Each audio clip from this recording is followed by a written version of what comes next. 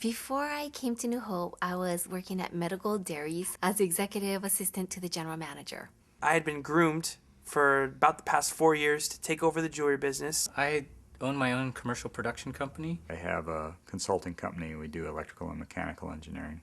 I was in Kansas City and pastoring there. I was actually an associate pastor. One of my best friends invited me to come work on a video for his church.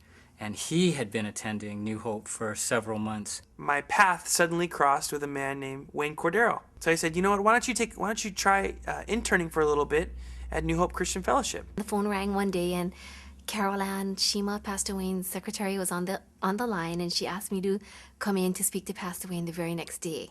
I visited as a pastor, and I came to a Doing Church as a Team conference, and then I get a call a couple of years later, and they said Pastor Wayne's interested in talking with me, so. It really didn't look like they needed me and my expertise because everything always flows so smoothly, and so it seems like you've got this whole professional crew and they couldn't possibly use anything that I know. There was a risk of losing, in my mind, some of my family's respect.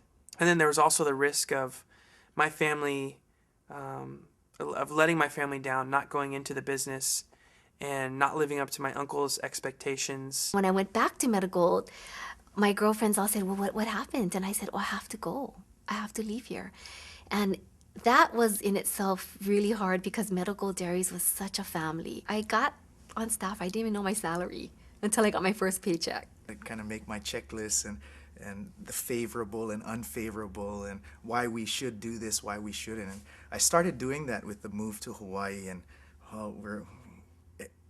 when I started doing that, it was like the list I was making to not come far outweighed the list to come. All the time people talk about how how worship has touched them, and I know that it's not me and it's not my talent. That's the one thing that I'm absolutely sure of. There's so many things I couldn't even count that made the risk worth it. It's not even measurable. When I started doing the same thing for the church and I saw it affecting people's lives, changing their souls, saving them from, an eternity without God, that has impact. That's important.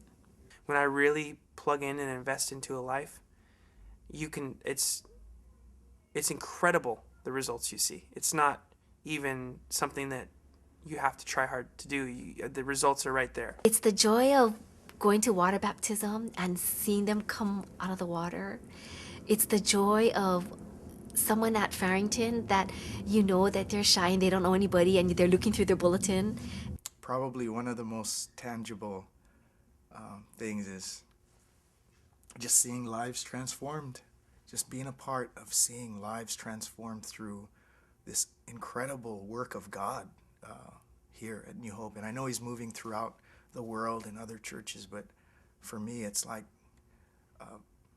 that's God's faithfulness showing up, and there's no greater blessing than to be a part and see that in action happening right before your eyes, people saying yes and people giving themselves to the Lord.